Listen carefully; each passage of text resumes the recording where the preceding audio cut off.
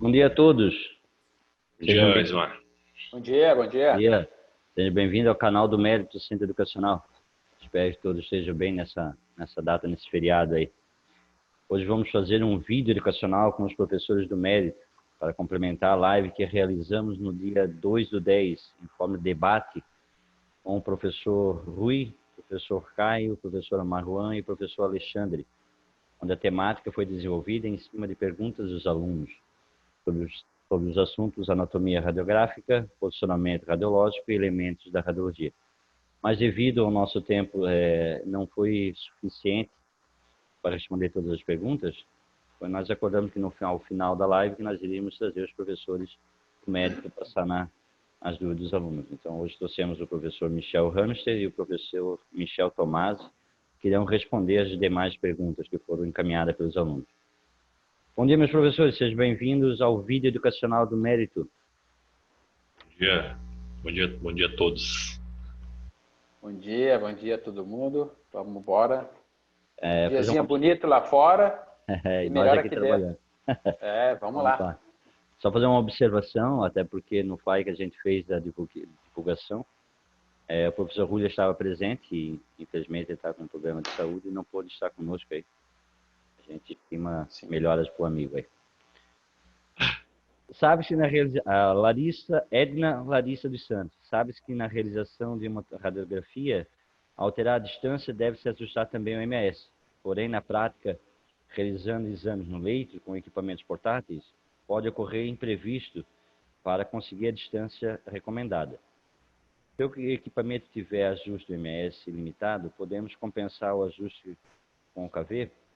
Como podemos proceder de uma melhor maneira nesses casos? Professor, você fica à vontade, Acho que nesses casos específicos de limitação de MS, a gente sempre deve-se compensar alterando o KV do equipamento móvel. Não só no caso do móvel, mas em diversas, sempre na situação de houver essa limitação de MAS, a gente costuma compensar aí no KV. O KV, Professor Michel.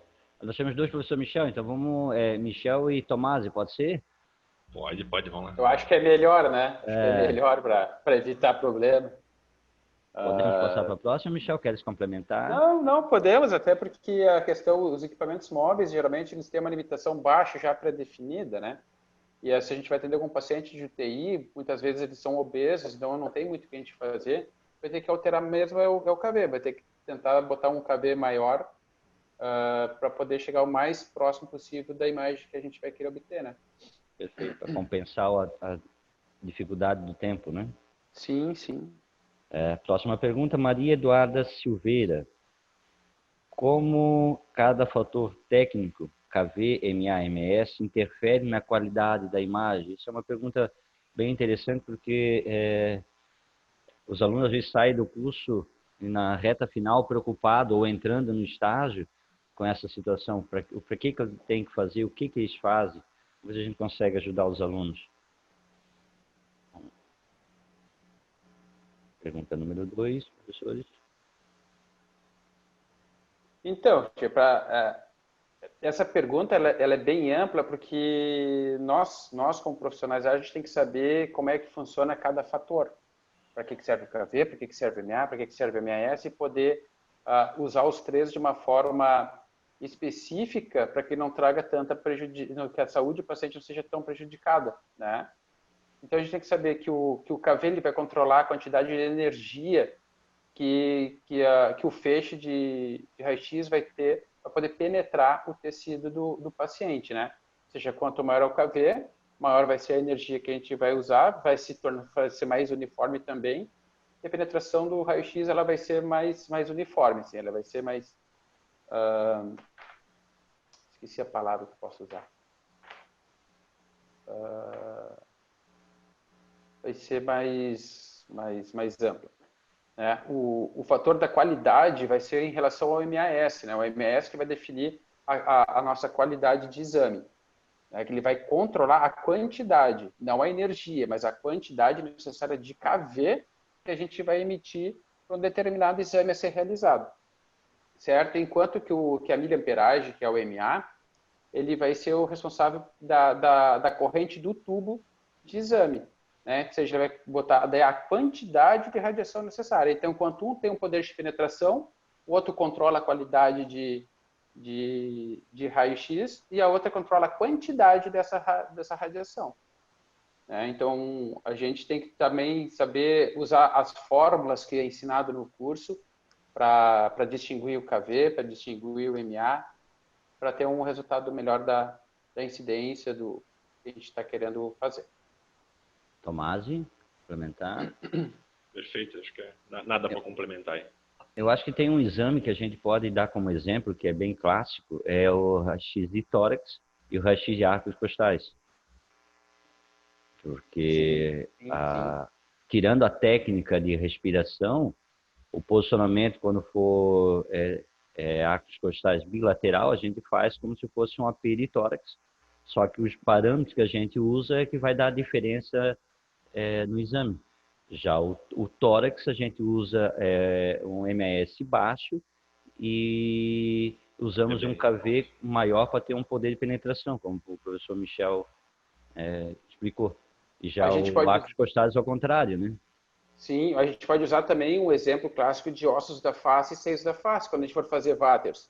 São dois regimes, são duas qualidades diferentes de exame. Enquanto a gente quer ver a questão aérea do seio, o outro a gente precisa ver a questão óssea, né? Então a gente vai ter que aumentar o MA e aumentar o KV para nós ter uma qualidade óssea, diminuir o MA e aumentar a gente KV também para ver a parte aérea. Então são dois exames com o mesmo posicionamento, da mesma estrutura, né? Mas que com regimes diferentes.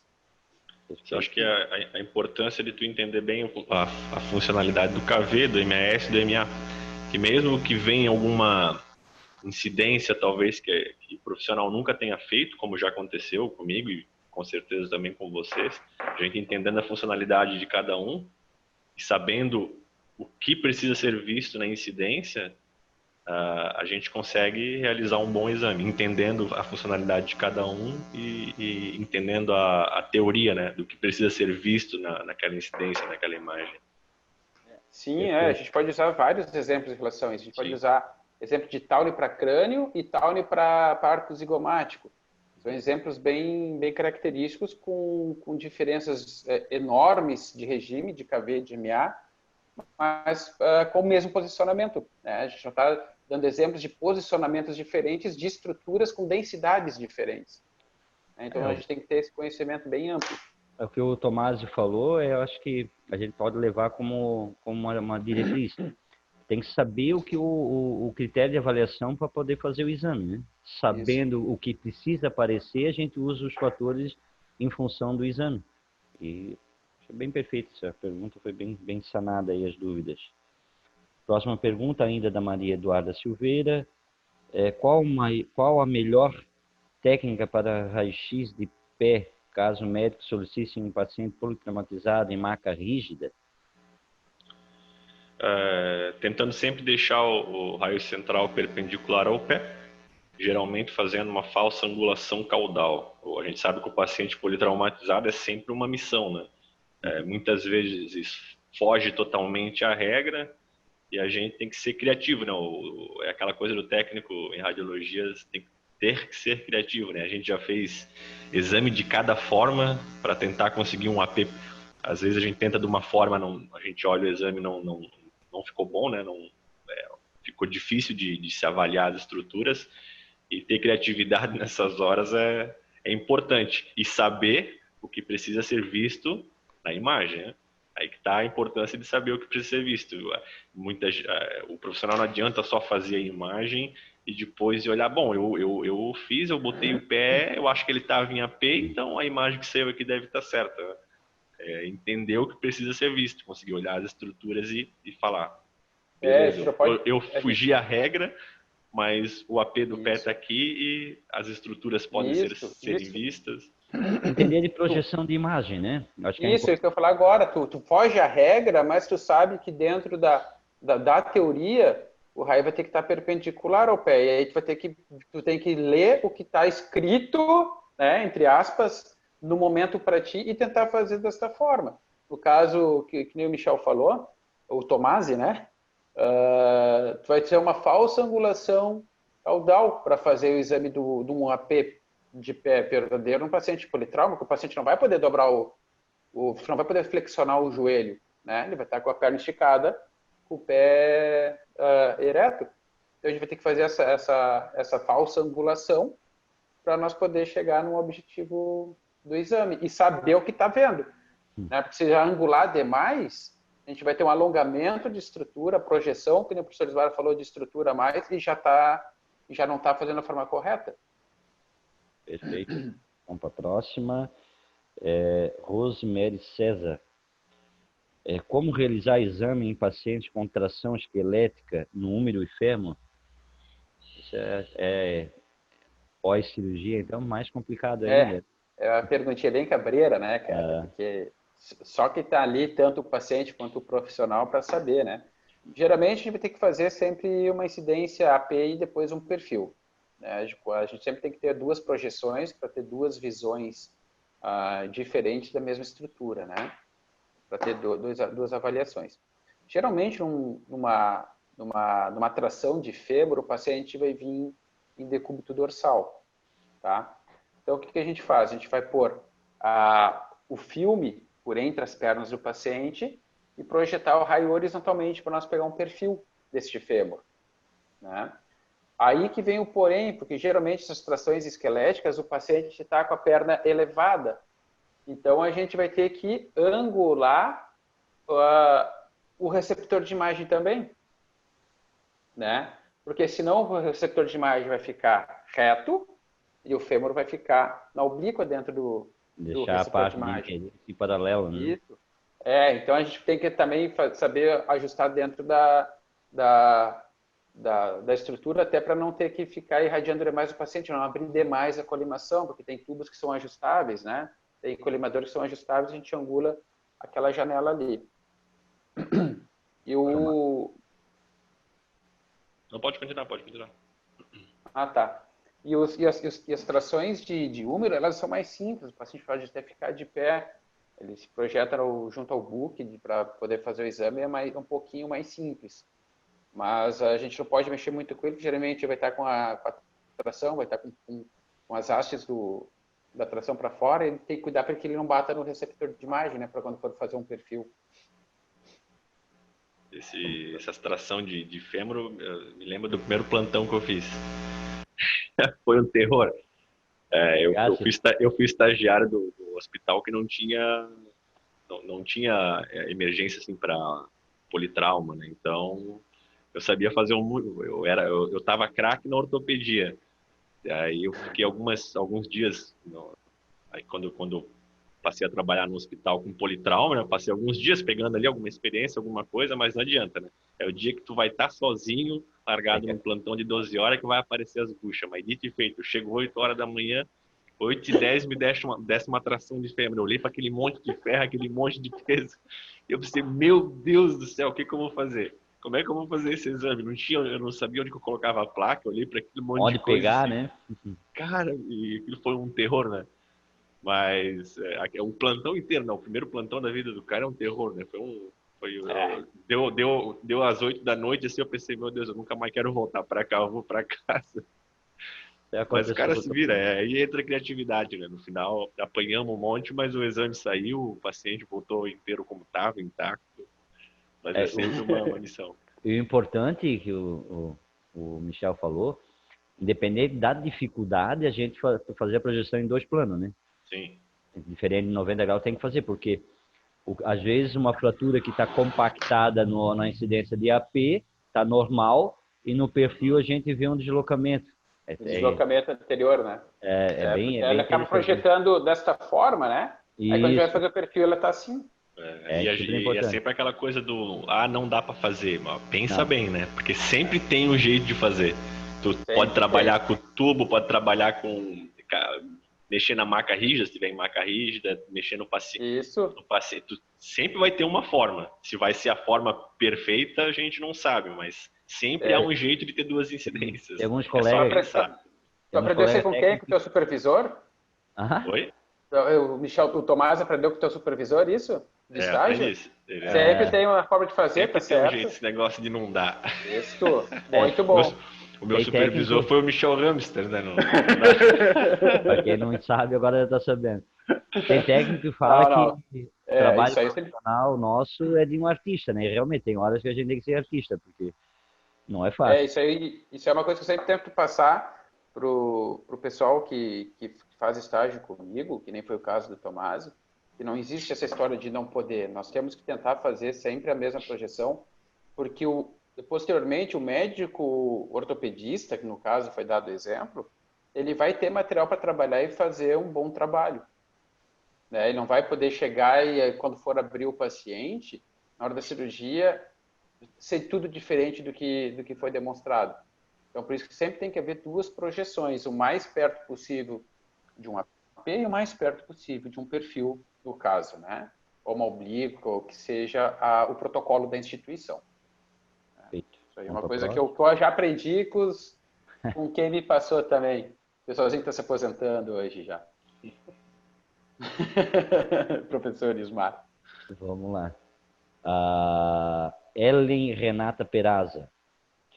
Sob posicionamento de AP axial pela pelve média de Montler, o raio central tem uma diferença para homens e mulheres, sendo de 20 graus a 35 cefálicos para homens e 30 a 40 cefálicos para mulheres. Explique por que existe essa diferença. É uma pergunta interessante. A diferença está na anatomia da bacia de cada sexo. A mulher tem uma pelve mais larga e mais rasa para acomodar um feto, e a pelve masculina é mais estreita e mais alta, podendo suportar mais peso, além de conter mais inserções musculares. Essa incidência ela também entra naquilo que eu comentei anteriormente, de tu nunca ter feito uma coisa, mas tu saber a teoria bem, saber o que precisa ser feito, entender o KV, MA, MS e fazer um bom exame, porque no primeiro plantão também que eu estive, né, que eu fiz, também veio esse exame que eu nunca tinha visto na vida. Foi do ortopedista pediu. E era um paciente que teve uma fratura em livro aberto e não dava pra mexer no cara direito, assim, e viu aquilo, assim, eu olhei para aquilo e disse, caramba, eu nunca fiz isso na vida, mas eu lembro que é assim, assado, a angulação é diferente, eu sei como é que, eu tinha, assim, a imagem na minha cabeça de tudo também, eu sabia o que eu tinha que ver, como é que tinha que sair a imagem, e eu fiz e o exame saiu excelente. Eu acho que eu até não lembro se eu mandei o exame para alguém ver, porque como eu nunca tinha feito, na minha cabeça estava certo, mas se eu não me engano, mandasse para mim, Michel. Tomás. Pode ser que foi. Mandasse para mim. Eu lembro que eu tirei a foto e mandei, falei, o exame é isso aqui mesmo, nunca fiz, tal, lembro da teoria, aquela coisa. Aí a diferença está aí, né? Tá na anatomia mesmo. Reforça o que nós estávamos falando sobre a projeção de imagem, né? Uhum. Isso aí é importante, porque souber fazer projeção, saber a questão anatômica, a diferença da pelve masculina para feminina, vai entender o porquê da angulação. Essa projeção eu gosto sempre de frisar porque é importante para o resultado final, né? Perfeito. Professor Michel? Não, está bem explicado. Inclusive, a própria experiência que tem nos primeiros plantões, eu acho que todo mundo tem, né? Vai. Isso aí é inesquecível. Inesquecível. Fora os plantões que antigamente a gente fazia 36 horas, né? Ficava direto dentro do hospital. O Michel falou, 12 horas depois eu estava morto. Antigamente era punk. Não era um ou dois que vinha, era bem mais seguido. Não tinha tomografia, né? Para facilitar uma pelve. Tinha paciente que tinha que fazer inlet, outlet, depois tinha que fazer alar, obturatriz, tinha que fazer todo o estudo da bacia para o... E tinha uma pressão, existia uma pressão maior para não errar a incidência, né? Sim, todo um conjunto, né? O conjunto da obra que o Tomás se refere, que deu a entender que antigamente, como a gente fala antigamente, como se fosse lá 15 anos atrás, nós trabalhávamos com o sistema analógico, então a gente não podia ficar errando o filme, né? Porque a gente utilizava película, tu errava, era dinheiro posto fora. Hoje, com a tecnologia que nós temos de DR, de CR, é um pouco mais tranquilo para te fazer, mas a pressão, base, ela é igual. Existe a mesma coisa.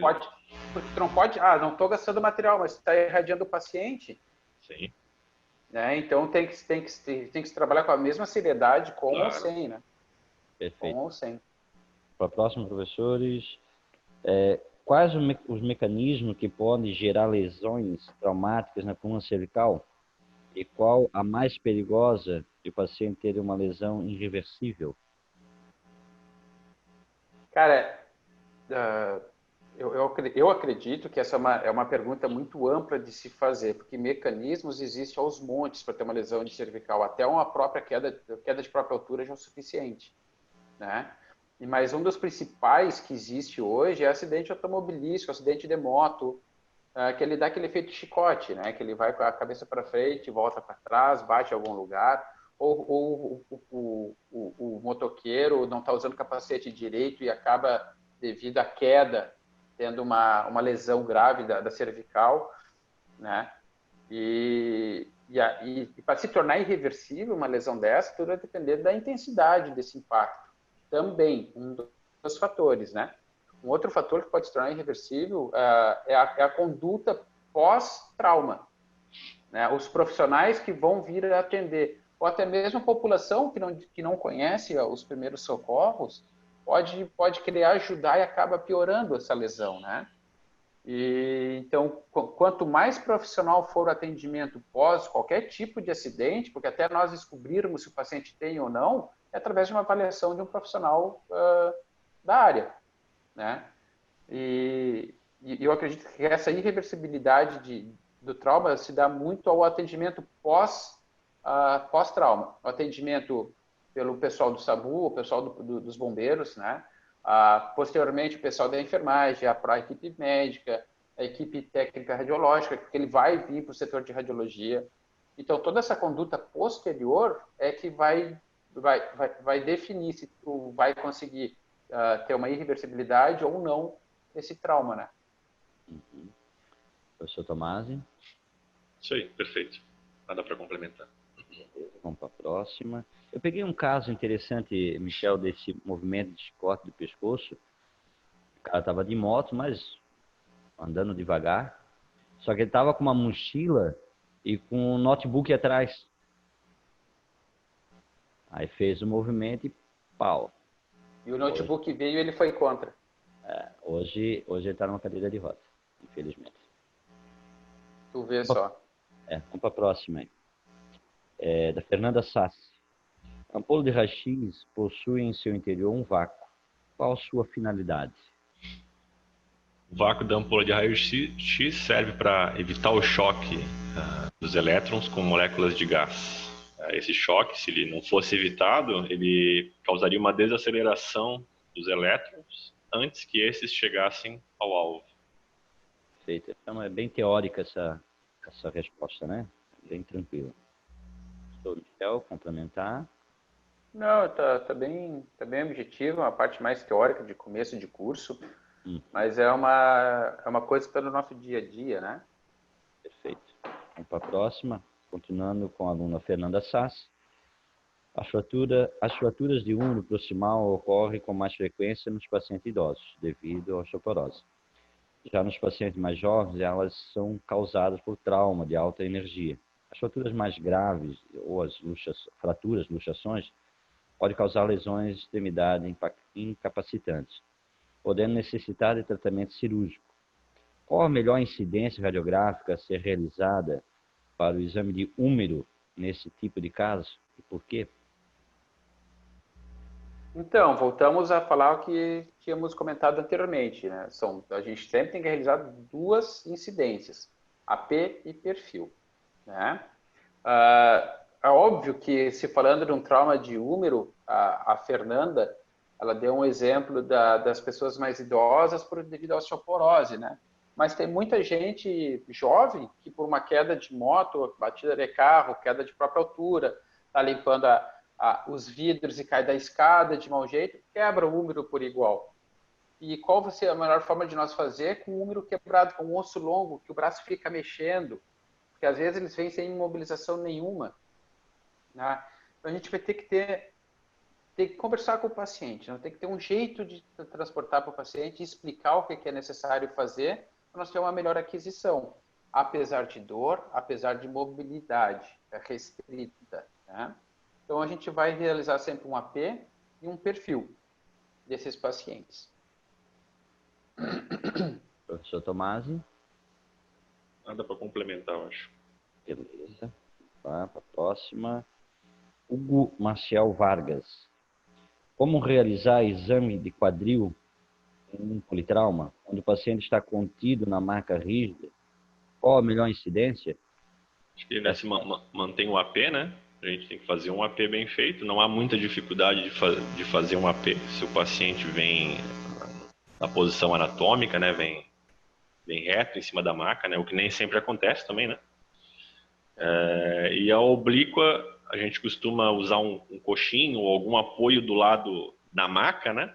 Para obliquar o paciente e fazer a oblíqua tanto do quadril esquerdo quanto do quadril direito, né?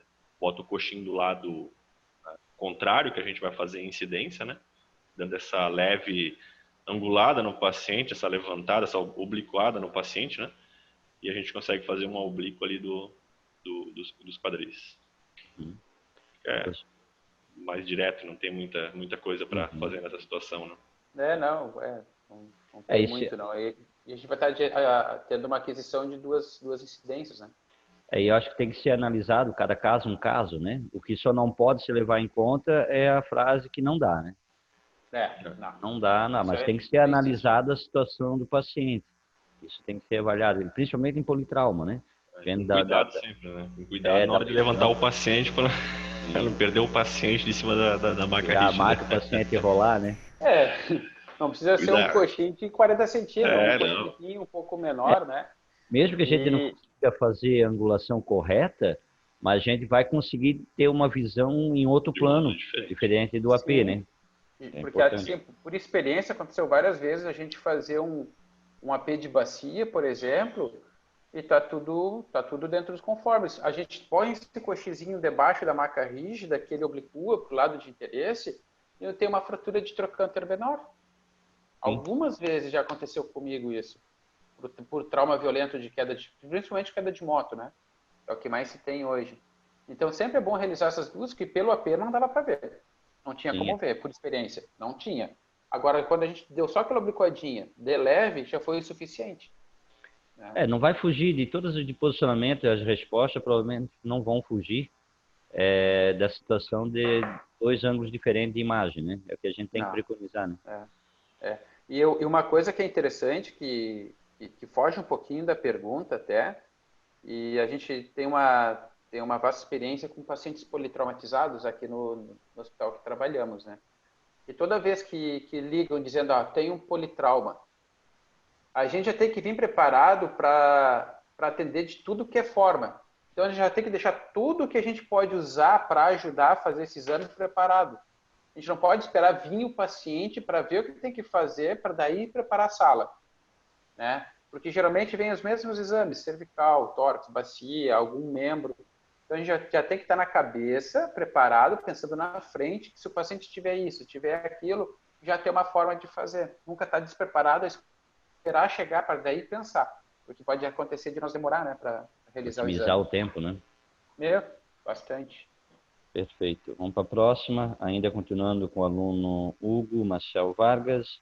Qual a melhor incidência para ver o corpo da vértebra cervical em uma paciente politraumatizada? Então, voltamos àquele esquema, né?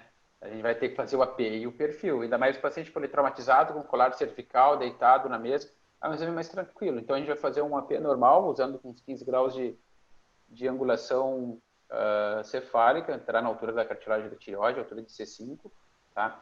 A gente também tem uma opção de fazer de 20 a 30 graus caudal este exame, né? A gente também consegue ver melhor. Não sei se ele quis se referir a corpo da vértebra, arco da vértebra, que também é conhecido. Eu acho que era arco, professor Michel. Né? Eu acho que era arco. Tá. Que também vai entrar na altura da cartilagem da tireoide para realizar esse exame, tá certo? Uma outra coisa que é interessante, nunca se remova o colar cervical de um paciente sem ordem médica, tá certo? Nunca façam isso, principalmente paciente politraumatizado. Mas é que o paciente está com o queixo encostado no peito. Não é nós que temos que mexer. A gente avisa a parte médica e diz, o paciente não está bem posicionado junto ao colo cervical.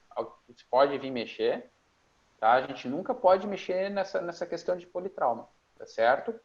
E o perfil a gente vai realizar com o paciente em decúbito dorsal, só que a gente vai realizar no book usando raios horizontais, para adquirir um perfil daí. Boa. Tomasi? Acho que é isso aí, sem mais para complementar. A gente costuma cuidar sempre da posição dos ombros do paciente também, né? Acho que é um detalhe a mais. É verdade. Às vezes o paciente, ele tá assim, a gente tenta pedir para ele relaxar os ombros, dar aquela tracionada nos ombros. Isso. Uns detalhes só. Se tiver alguém da enfermagem, a gente pode pedir para o pessoal da enfermagem usar os protetores radiológicos, o colete, protetor de tireoide, as luvas, e ajudar a fazer essa tração de leve, né? Para diminuir para baixar um pouquinho os ombros, para ele não atrapalhar a altura de C7T1. Bem lembrado. Eu acho que é bacana a gente complementar essa pergunta, porque essa tração que o Michel falou e o Tomasi falou em questão de fazer o relaxamento do ombro, para pegar essa transição, principalmente no politrauma, essa transição de C7T1, é onde que geralmente o mecanismo do chicote acontece as lesões, né? É importante a gente... Até tem uma incidência que tem como a gente fazer, né, professor? Sim, talvez seja que eu ia falar também, que mesmo fazendo dessa forma, não conseguia pegar a transição C7T1, a gente faz a transtorácica, né? A de nadador. Levanta o braço que está mais distante do book. Compensa no regime, né? Compensa no regime, aumenta um pouquinho mais o regime, a gente vai pegar uma estrutura maior, né? E faz a incidência focal. Perfeito. Próxima pergunta, Tiago Andrade. Gostaria que os senhores falassem um pouco a respeito de posicionamento versus incidência, pois muitos alunos ainda confundem. Até um exemplo, paciente de frente prestativa, posicionamento anterior, porém a incidência será em posterior. Essa é bacana responder, porque existe muita confusão mesmo nessa pergunta, da comparação. Né? Vou dar a resposta mais direta, mas acho que essa aí eu vou pedir para o professor Michel complementar, já que é basicamente as aulas que ele dá, né, sobre isso, mas incidência refere-se à trajetória do raio-x em relação à estrutura do corpo. Posicionamento é o ato de posicionar essa estrutura na hora do exame. Acho que o Michel vai poder complementar umas informações mais ricas. Tu tem que saber a nomenclatura que está dizendo, como o Tomasi comentou ali, a incidência ela vai ser a trajetória do raio, então vai ser onde ele vai entrar, onde ele vai sair, tá certo? Então, ou ele vai entrar na frente e sair atrás, vai se tornar uma incidência AP, se for ao contrário, se for entrar posteriormente, se anteriormente se tornar uma incidência PA. Porém, o posicionamento é o ato de posicionar o paciente, né? Então, a gente sempre diz de exemplo, a gente usa o... me deu um branco agora. Pode ser até o antebraço, né? O antebraço pode ser. Braço e punho, né? A diferença é grande. Que a gente tem um posicionamento de... As oblíquas anteriores e posteriores também são bem interessantes. Todo mundo confunde, porque a gente vai posicionar uma oblíqua anterior, encostando o peito do paciente junto ao book, mas a incidência ela é PA. Então a gente vai ter uma posição em AP, porém a incidência vai ser PA. Tá entendendo? Então a gente vai ter o ato de posicionar o paciente, colocando o paciente de uma forma oblíqua anterior, encostando o peito junto ao book, porém a incidência ela vai ser PA, porque ela vai penetrar primeiramente nas costas e vai sair anteriormente no peito. Opa. Muita gente confunde até hoje, tanto aluno quanto profissionais da área também. Com certeza. Porque às vezes a gente cai na mesma mesmice, na rotina de só falar a incidência que a gente vai fazer, até porque o posicionamento já é uma coisa mais osmótica, assim, né? A gente sabe o que tem que fazer. Não só os alunos profissionais, Michel, mas nós tínhamos hoje, graças a Deus, o Bontrager ele tá evoluindo também, mas nós tínhamos exemplos de Bontrager anteriores, até a terceira, quarta, se eu não me engano, existia uma diferença quando falava em posicionamento e incidência. Hoje está bem lúcido, assim, bem claro de entender, mas Era bem complicado. Hoje melhorou bastante. Vamos para a próxima, ainda do aluno Tiago Andrade. Marcadores radiográficos. Em um raio-x de mão, o marcador radiográfico vai permanecer na mesma posição, independente da mão estar na pronação ou supinação? O marcador, independente do que for feito, ele vai ficar à direita do paciente, né?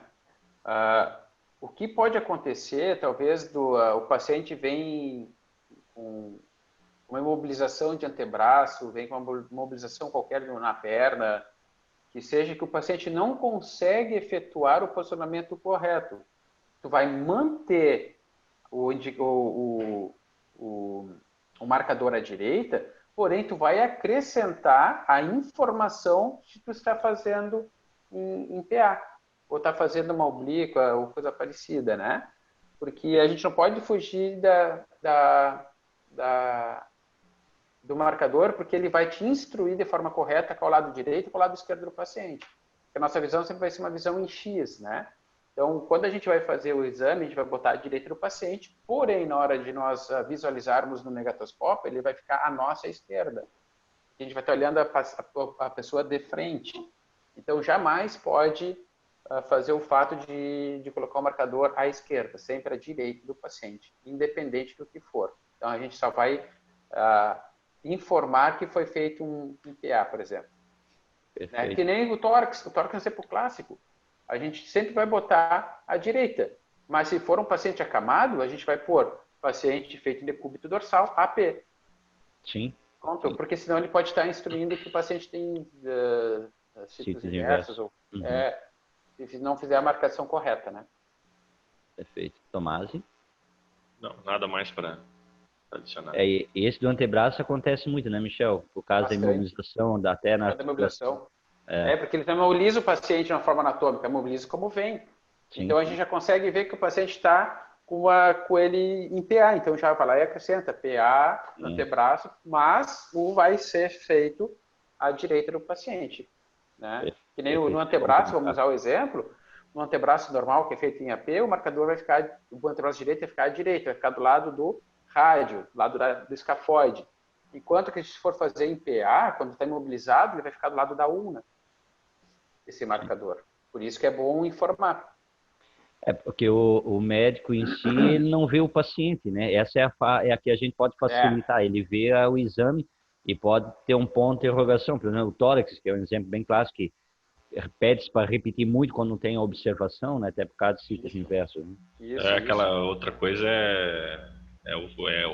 prestar atenção também no que se está fazendo e né, como já falaram, vocês já falaram, colocar essa observação de como foi realizado o exame, porque a gente vê acontecer muita gente realizar exame em AP, deixar a identificação do lado errado, não girar a imagem é toda falta de atenção, né? E aí chega lá no radiologista, ele olha para a imagem e pensa, meu Deus, mas o que acontecem aí? E agora? Esse é o direito? Esse não é o direito? O paciente tem algum, né? Tem um motivo um antebraço assim? Esquerdo, tem. Falta de atenção. Isso acontece com bastante frequência, né? A gente vê acontecendo assim, falta de atenção às vezes dos profissionais. É um transtorno. Ainda do Tiago Andrade, gostaria de saber como é realizado um exame de raio-x de mão em um paciente com alto grau de atrofia, onde a mão permanece fechada, em caso de fraturas ou outros fatores que necessitam de um exame de raio-x. Pode-se usar, né, um objeto radiotransparente para estar separando os dedos ali, ou a gente mesmo tentar, diria, forçar de uma forma que não vá lesionar o paciente, né, para tentar colocar na posição que a posição mais próxima do AP, né, citando o AP como exemplo ali de realizar o exame, né, o PA no caso, né? PA no caso, desculpa, aliás, PA. Mas a gente sabe que a maioria das vezes nessa situação é praticamente impossível deixar um PA perfeito. Então entra na mesma situação, a gente faz o melhor, né, que a gente consegue fazer, porque também não tem o de não dar de fazer, e a gente coloca essa observação sobre a situação do paciente. Né? Mas essas situações assim são bem difíceis a gente entregar um exame bom, assim, né? É complicado, não tem muito o que se fazer. E não dá muito para forçar, porque machuca o paciente reclama de dor, dói. A gente tenta usar ali um objeto, tenta separar os dedos, pode usar um objeto transparente, ali um isopor, alguma coisa para tentar dar uma separada entre os dedos, tenta alinhar um pouco, deixar o melhor que dá, né? Mas as limitações do paciente, a gente tem que respeitar elas também. Né? Isso, concordo. Tem que respeitar isso. É cada caso um caso, né? Isso a limitação de dor é diferente de um para o outro, né? Então, limitação de dor é demais.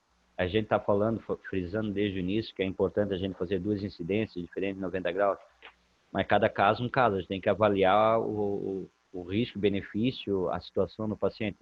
Tem que ter, isso é o técnico tem que ter a sensibilidade de saber até que ponto ele pode ir.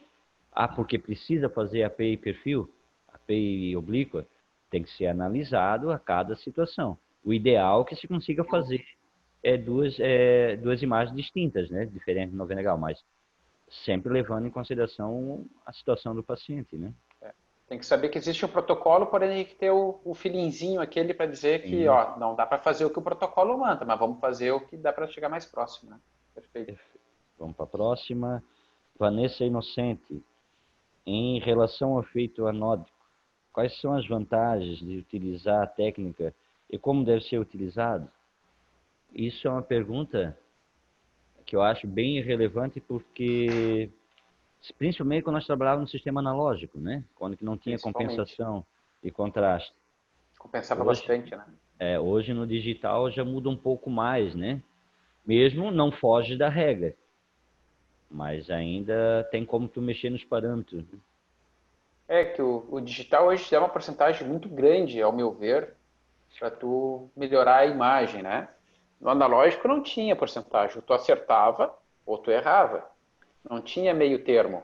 Aí onde que nós usávamos esse efeito, né? Nós usávamos muito esse efeito analógico para ter uma melhor... Fêmur, né? O fêmur não é exemplo. Pé, abdômen, pé. Abdômen, Então, o efeito analógico vai ser o efeito causado pela ligeira diferença da radiação que é produzida, que atinge a película do lado do cátodo, né? Que é onde vai estar atingindo o lado do cátodo, onde vai ter mais intensidade dessa produção de raio-x, tá? E para tentar tirar o proveito melhor do efeito, a gente consegue colocar a estrutura de maior densidade para esse lado de interesse. Então, da parte mais densa fica do lado do cátodo. Mas eu não sei onde que fica o cátodo no tubo. É só lá em cima ver que vai estar escrito. A maioria dos tubos está escrito onde é o cátodo e onde é que é o ânodo. Tá? Então, aqui a gente usou como exemplo ali o pé, por exemplo. A gente vai colocar os ossos do tarso, que é a região mais alta do pé, que é a região mais densa que a gente vai ter do pé, por lado do cátodo. Enquanto a ponta dos pés, as falanges vão ficar para o lado do ânodo, o dorso do pé vai ficar do lado do cátodo. Isso vai acontecer para o fêmur também. Tomasi? Isso aí, nada para complementar. Continuando com a aluna Vanessa Inocente, qual a importância de realização de um exame de tórax utilizando o método de Laurel? Bom, ela é usada em situações de suspeita de derrame pleural. O derrame pleural é um acúmulo de líquido na cavidade pleural. Quando há essa suspeita, devem ser solicitadas as radiografias PA e perfil de tórax, que normalmente elas já vão evidenciar esse derrame pleural. Porém, ao não ser visualizado o derrame pleural nas 2 primeiras incidências, deverá e pode ser solicitado uma incidência Laurel. Aí entra qual o motivo, né? Eu particularmente fiz poucas, assim, acho que talvez 2 vezes eu fiz Laurel, né, desde o tempo que eu trabalhei no raio-x, né? Segundo a bibliografia, eu peguei essa informação extra na internet, né, uma explicação melhor do porquê do Laurel. A pleura e o líquido pleural em condições normais não são visualizados na radiografia. Nos derrames pleurais, a distribuição dos líquidos depende da posição do paciente. Um acúmulo de 200 ml é suficiente para obscurecer o seio costofrênico nas incidências PA e perfil. E a radiografia Laurel ela é mais sensível, podendo evidenciar até 5 ml de acúmulo de líquido. Eu já sabia que o Laurel era melhor para isso, mas realmente eu não sabia a diferença de dessa sensibilidade, né? Por exemplo, 5 ml de acúmulo de líquido já consegue se visualizar na incidência Laurel, já no PA e perfil, dificilmente vai ser notado esse pequeno volume. Teria que ser um volume maior ali para a incidência PA e perfil. Então tem a sua importância. Como eu disse, particularmente, acho que eu devo ter feito umas 2 vezes Laurel no tempo que eu trabalhei no raio. Hoje eu estou mais na tomografia, né? Mas no tempo que eu estive ali, acho que 2 vezes. E hoje a tomo vem forte nessa patologia também, né? Qualquer suspeita de derrame, tomo direto. Hoje, dificilmente, o médico pede Laurel, né? E o Laurel era bastante utilizado antigamente, principalmente para paciente acamado também, né? Sim, sim. Paciente acamado que não tinha como fazer o raio em ortostase, já pediam o AP, que a gente faz em AP, e já pedia Laurel para derrame. Né? Então, eu já fiz muitas. Saí atrás de maca no pronto-socorro para emprestar maca, para botar o paciente deitado. Nós tínhamos até um colchão especial na época, né? Nós tínhamos, eu acho que, se não me engano, era isopor, não era com isopor que nós tínhamos? Um material, eu não sei, mas... Não, a madeira era no outro hospital que nós tínhamos uma chapa de madeira grande. Não, mas aqui nós tínhamos, era um colchão que não parecia na imagem. Que não aparecia, porque ela tem que ficar mais alta, né? Porque senão pega a parte a grade da maca pega, né? Sim, se nós fizer direto na maca. Então tem que botar um suporte ainda por debaixo para aí botar o paciente... Trabalhoso, mas extremamente eficaz, né? Bastante. Vamos para a próxima, ainda da Vanessa Inocente. Qual a importância da realização de um exame de raio-x pé com carga? Pé com carga é um exame pedido bastante por ortopedistas, né? Que o pé com carga é indicado para paciente que tem muita dor na sola do pé, né? O paciente que está em fase de crescimento também é pedido bastante para ver como é que está esse crescimento, se ele está de forma correta, né? E ele é capaz de diagnosticar também fraturas, lesões, que vai ajudar o tratamento posterior deste paciente, né? O paciente que tem aquele famoso pé chato, também a gente fala, é feito esse aí, é feito tanto em AP quanto em perfil, né? O pé com carga é feito em AP e em perfil também para fazer comparação, para ver como é que está o arco do pé. E quem pede mais esse tipo de exame é a parte ortopédica, mas é bem específico de ortopedista. Perfeito. Tomasi? Não, isso aí mesmo. Vamos para a próxima. Franciele Schlingen. Em relação... essa é uma pergunta que nós já respondemos anteriormente, mas vamos reforçar. Em relação ao método de Ritt, sabemos que ele pode ser utilizado nos exames de seios da face, crânio e arco zigomático.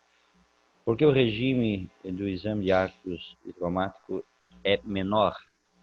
Devido à densidade da estrutura, né? A mesma é menor, é mais fina, então ela pode ficar subexposta caso a dose seja igual aos exemplos que ela citou acima, né? Então, entra naquilo que a gente comentou ali no começo, né? Entender como funciona a KV, MA, MAS, conhecer a estrutura e fazer essa projeção de imagem para entender o que precisa ser visto e a dose que precisa ser usada para cada tipo de exame. Perfeito, né? Essa é uma colocação bem... Até porque o arco zigomático em si, ele tem uma densidade menor por ser uma estrutura bem mais fina do que o resto, né? Então, usa-se um regime muito menor para poder ser visualizado, somente no Hertz. Igual um outro exemplo também, não tem uma pergunta relacionada, mas já voltando a essa situação, é os próprios nariz, né?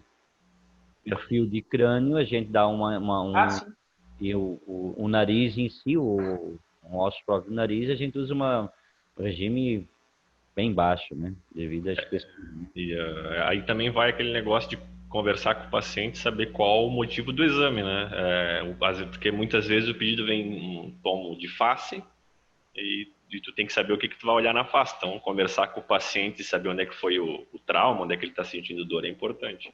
A dose também nunca vai ser a mesma, né? Porque muitas vezes o médico pede ossos da face, mas são regimes diferentes, né? Não adianta. O próprio perfil de ossos da face é um regime e o perfil de ossos próprios do nariz é outro regime. Sim. Então, a anamnese que o Tomasi falou junto ao paciente, a conversa com o paciente anterior ao exame realizado, ele é muito importante para tu entender o que tem que ser feito. Porque senão tu faz o que o médico pediu, aí volta lá, o médico vem e te fala, pô, mas é que o paciente está assim, aí volta o paciente vai repetir o exame. Então Mais acontece, uma o paciente dose. toma radiação desnecessária, ocupa o teu tempo, ocupa o tempo do médico, ocupa o tempo do próprio paciente, né? Então acaba gerando um transtorno muito grande se a gente não faz anamnese e sabe entender o que está sendo pedido, né? É isso que a gente sempre frisa, né? Não pode ser tratado o paciente como uma requisição, né? Como uma requisição, perfeito. A requisição e fazer o exame por fazer, porque está descrito pelo médico.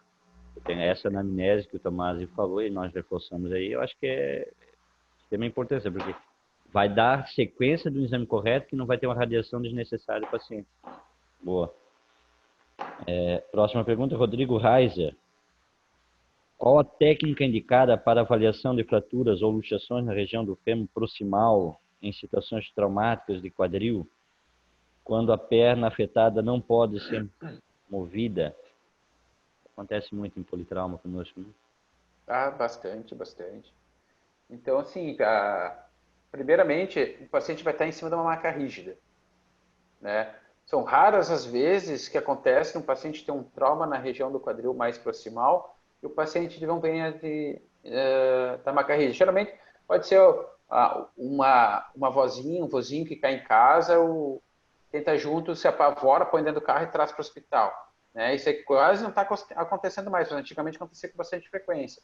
Mas o que a gente vai fazer? A gente vai fazer primeiro um AP do quadril, para fazer uma avaliação prévia do que está acontecendo ali, ver a intensidade dessa fratura, ver onde é que está essa fratura, e posteriormente, isso aí a gente vai fazer uma oblíqua do quadril, usando um coxim de areia, ou a gente faz na hora um coxim com outros aventais, colocando do lado oposto ao da lesão, por baixo do paciente, para que o paciente dê uma obliquada para nós ter uma outra visão novamente da estrutura.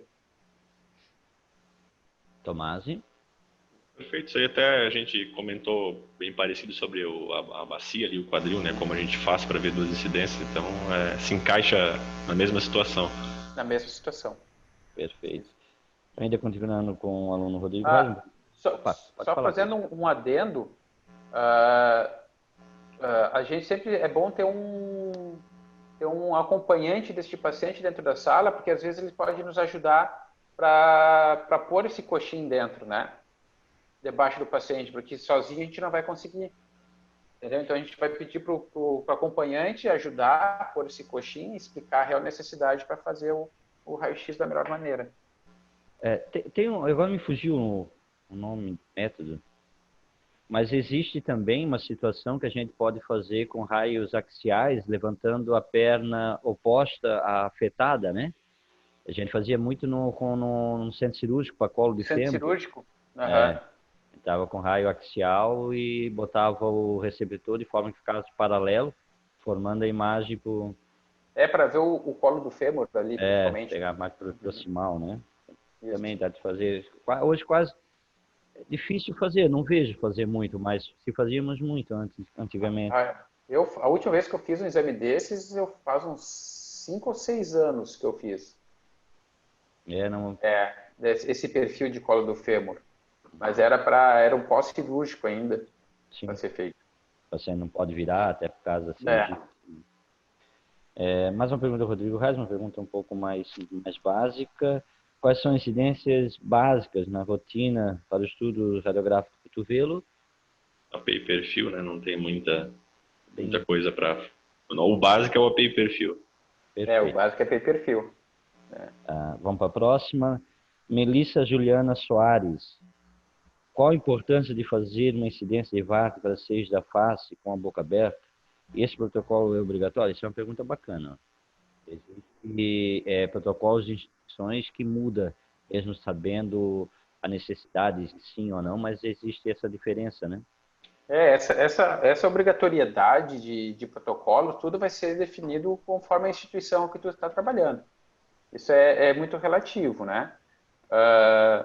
Mas quando a gente realiza o exame com o paciente com a váteres modificada, que vai ser a váteres com a boca aberta, a gente vai ter uma melhor visualização do seio esfenoidal.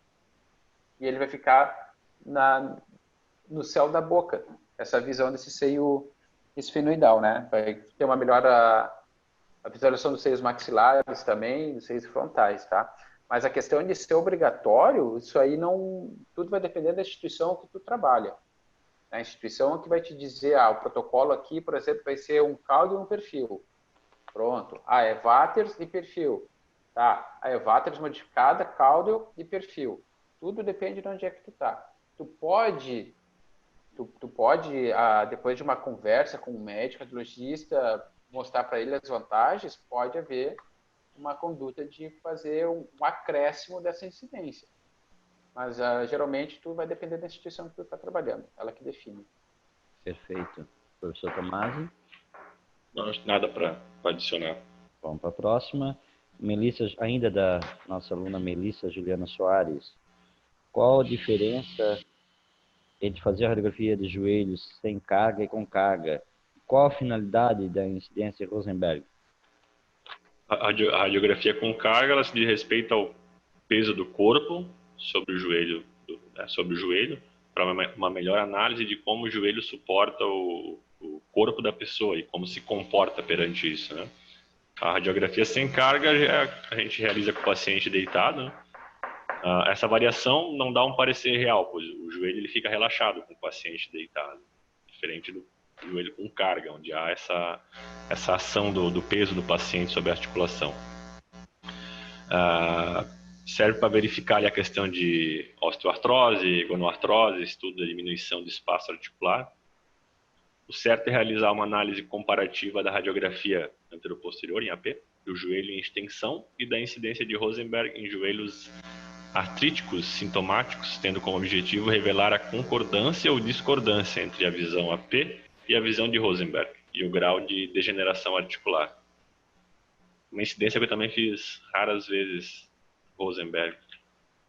É uma incidência relativamente nova, né? Uhum. Não é? Acho que deve ter saído que uns 4, 5 anos, mais ou menos, essa incidência. Não, um pouco mais, né? Não, faz mais. Já faz algum tempo que a gente está fazendo. É usada mais pelos ortopedistas, né? Ortopedista, porque é que nem o Tomasi falou. Né? Eles fazem a comparação do AP em relaxamento e posteriormente eles fazem a comparação com a... Então, uma pergunta talvez, até uma dúvida que eu tenho, porque eu já vi realizarem das duas formas, né? O Rosenberg, o paciente em decúbito, e com o paciente em ortostático, eu já vi realizarem. Existem os dois ou não? Ou há uma forma correta? O Rosenberg em ortostase, numa incidência PA, ou seja, ele vai estar de frente para o book, com o raio entrando posteriormente na dobra do joelho, tá? Só que eles fazem é feito um AP junto para fazer uma leve comparação, para ver esse grau de degeneração articular, né? Mas e realizar esse Rosenberg deitado também? É possível? Faz parte ou não? Não, o Rosenberg porque tu não está usando o peso do paciente. Né? A situação que eu vi fazer esse Rosenberg, o paciente ele não conseguia realizar o exame em ortostase. Mas daí tu vai acabar fazendo um túnel. Tu vai estar acabando fazendo um túnel que vai estar com o paciente em relaxamento. Aí tu não vai ver o grau de degeneração, que daí com o Rosenberg, com o Rosenberg que é feito com o sobrepeso do paciente, ele vai te dar real diminuição articular, entendeu? Aí vai ver para qual lado, mais medial, mais lateral, que o paciente está tendo essa degeneração. Enquanto o AP deitado, coisa parecida ali, ele vai estar em relaxamento. Tu não vai ter uma real visão do que acontece. Já é feito em ortostato mesmo para ver esse sobrepeso, para ver como é que a articulação vai se comportar, né, com essa situação. Né? Até porque o posicionamento é parecido com um túnel, né, de joelho. Então, se tu fizer com o paciente deitado, não vai ter o mesmo resultado. É mais fácil pedir um túnel. Túnel view. Perfeito. Tá. Vamos para a próxima, pessoal. Daiane Correia Vasque. Qual o posicionamento para raio-x de processo cifoide do osso do externo? O posicionamento para tu ver o osso do externo é um raio-x bem difícil de fazer, porque tem vários fatores, né? Tem sobreposições de imagem, tem sobreposição cardíaca, tem a respiração do paciente, né? Esse aí a gente pode reforçar bem o conhecer o KV, o MA e o MS. O cara ser bom, o cara tem que entender bem o que está fazendo. Técnica de posicionamento para fazer a projeção. Técnica de posicionamento, porque o raio central ele vai ser perpendicular, mas ele tem que sempre ser feito com a oblíqua anterior direita. A gente vai ter que rodar o paciente de 15 a 20 graus para poder fazer essa incidência. E, posteriormente, a gente faz o perfil, né? A gente usa os braços do paciente posteriormente, estufando o peito anteriormente. A gente pede para estufar o peito, tranca a respiração para fazer o exame. Em ambas. O que eu já fiz de experiência, que deu certo, foi fazer respirações curtas e rápidas para fazer a oblíqua anterior direita. Tive um bom resultado. Fazer o borramento, né? Do que tu pedir para o paciente só parar de respirar, sabe? Eu tive um resultado bem legal. Mas é bem raro aparecer um exame desse também. Eu já fiz bem poucos. Bem raros mesmo.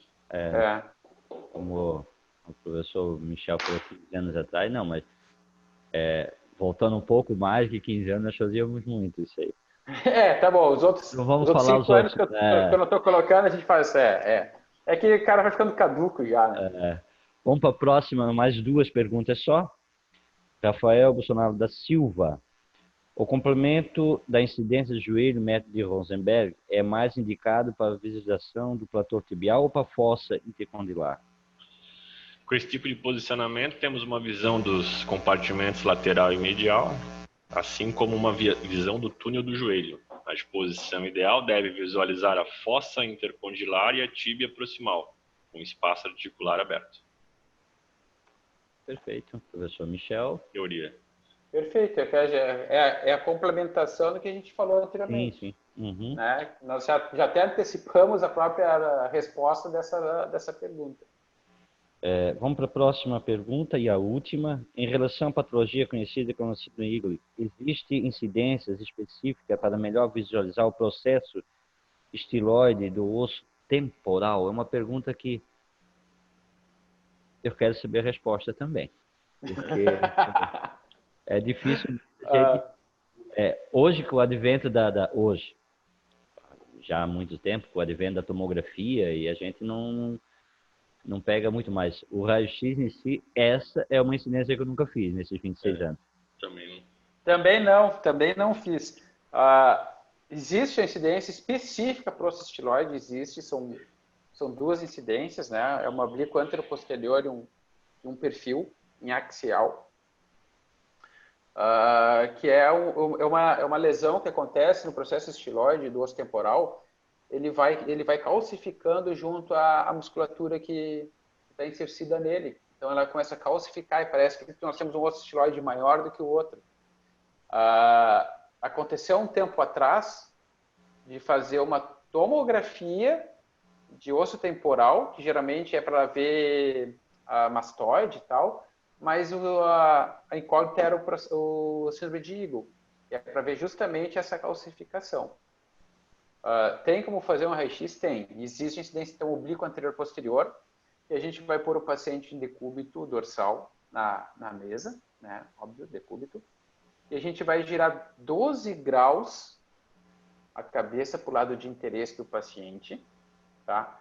Vai pedir para o paciente abrir a boca e vai angular 8 graus em direção ao centro da boca para fazer esse exame, tá? E nós vamos ter o perfil, que é um perfil, a gente vai botar o paciente em perfil absoluto, linha interpupilar, perpendicular ao receptor de imagem, todo como manda a questão. E vai pedir para o paciente também abrir a boca e vai angular o raio 10 graus cefálicos, para entrar na altura do ramo da mandíbula. Daí ele vai entrando no ramo da mandíbula e vai sair no processo estiloide do lado mais próximo do filme, tá? Tem gente que dá uma levantadinha no queixo ainda para poder abrir melhor demonstrar melhor essa anatomia. Olha, tomara que aparecesse essa incidência antes de eu sair, porque são poucas que eu não fiz. Essa é uma delas. Eu acho que não, a tomografia eu acho que quase não se pede mais, mas tomara que aparecesse para me praticar o que eu aprendi hoje.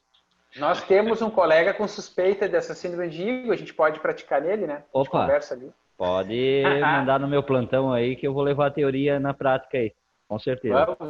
Vamos fazer, mas isso aí cara, eu nunca realizei, eu tive que pesquisar essa incidência, até porque casualmente esse mesmo colega estava comentando sobre isso e surgiu a ideia de procurar para ver se existia, e realmente existe essa incidência. É uma coisa que eu não tinha nem noção que existiria, para ver só o processo estiloide. Realmente existe. A gente pode até, posteriormente, anexar essa incidência junto à gravação, né? É uma boa, bem interessante. Vamos botar assim. A gente coloca ali justamente que o senhor é o professor de posicionamento nosso, então eu já tenho incumbência de trazer para os nossos alunos. Bom, chegamos ao final do nosso vídeo educacional, né, professores? Quero agradecer... É a última pergunta, essa aí? Isso, a última. Quero agradecer a dedicação de vocês pelo colégio. Hoje, em pleno feriado, você está aqui num dia bonito aí, largando todos os seus afazeres. E principalmente pela preocupação em sanar as dúvidas dos alunos, tendo em mente que o maior legado que nós podemos deixar é o conhecimento, né? E eu tenho certeza que o conhecimento ele não nasceu para ficar conosco, e sim para ser transmitido. E de antemão eu quero agradecer a vocês por vocês terem abrido uma vaguinha na agenda de vocês. Tenho certeza que vai ser de muito proveito esse vídeo aí. E até para valorizar a todos que participaram daquela live, que nós não podemos sanar a dúvida no dia. Então, o mérito agradece de coração os senhores. Muito obrigado, professores. Obrigado. Ficamos agradecidos. O dia realmente está bonito, né? Mas não tem por que a gente não fazer esse conhecimento. Até porque a gente acaba tendo que reestudar de novo, porque esse método de Igor, tivemos que ir atrás para pesquisar da existência ou não, para ver se tinha alguma coisa específica, e acabamos aprendendo também, né? Estamos na luta já há 17 anos, eu não sabia que existia.